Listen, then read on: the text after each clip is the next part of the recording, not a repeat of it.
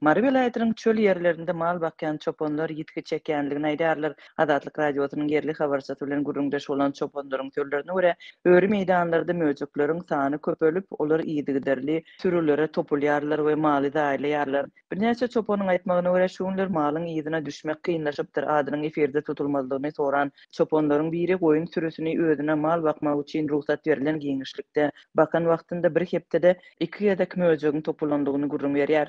Men öz guşumdan 5 kilometr daşlykda mal bakmaly bolýaryn. Men ot azlyk eden soň mallary her güni goşdaky ýatagyma getirip bilmän garankyda meýdanda ýatmaly bolýaryn. Sul soňky bir hepdede 2 ýezek meniň malyma meýdan iti, möjük agyz urdy. Ýogsa meniň ýanymda 3 tane türkmen iti hem bar. Ol möjük her gezek mallaryma gelende içinde 7-8 tanasyny yaralap geregini edinip gidýär.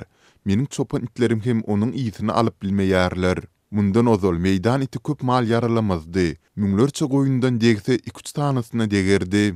Diýip çopan gurrun berdi. Yerli çopanlar adatçy mallaryny goşlaryndan birnäçe kilometr uzaklykda bakýarlar. Olar goşlaryň töwereginde ýeterlik otuň ýokdugyny aýdarlar. Şu sebäpden sürülerini çöle äkidýän çopanlar giýjelerine şol ýerde meýdanda ýatmaly bolýarlar. Adatlyk bilen gürleşen çopanlaryň biri soňky hepdelerde möjükleriň sürülere has köp topulup başlamagynyň olaryň sanynyň köpelýänligini aňladýar diýip belledi. Çopanyň sözlerine görä bu ýagdaý mallar gyrylyp maddi ziýan bilen çäklenmän eýte çopanlara da hop salýar. Bir hepdede 2 ýezek her 3 günden 7-8 maly daýlap dursa, ol gowulugyň alamaty däl.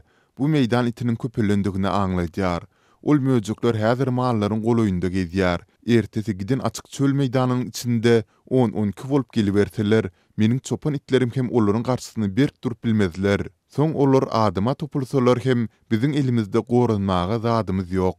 Diýip çopan gurrun berýär. Köp ýyllap mal bakyp gazanç edýän tejribeli çopanlar ozalky ýyllarda goşlarda goşa tüpeň, ýeke tar tüpeň ýaly ýaraglary saklamagy ruhsat berilendigini ýatladýar. Indi haýsy goşa barsaň da hiç birinde tüpeň ýok. Ozalky ýaşuly çopanlar edil meýdan itlerini atmasalar da howa atyp olary gorkuzardylar. Suňky gün biz çopanlarda mallarymyzy meýdan itinden goramaga, özlerimizi goramaga hiç bir mümkinçilik ýok. Şol sebäpden mallarymyzy we özlerimizi meýdandaky ýabany ýyrtyjylardan goranmak üçin bizlere ýarak tüpeň we peşiň ok gaty zerurlyk edýär. Diýip çopan aýdýar. Adatlyk radio bilen gurrundaş bolan çopanlar möjükleriň mal sürülerine hüjümleriniň ýygjamlaşmagy derarly çekýän gitkileriniň hasam köpelmeginden howatyrlanýanlygyny aýdarlar we olar öňdäki gyşyň hasam agyr şertlerde geçmeginden aladalanýarlar. Çopanlar häkimetler tarapyndan mesele üns berilmegine we kömege mätäçligine aýdarlar.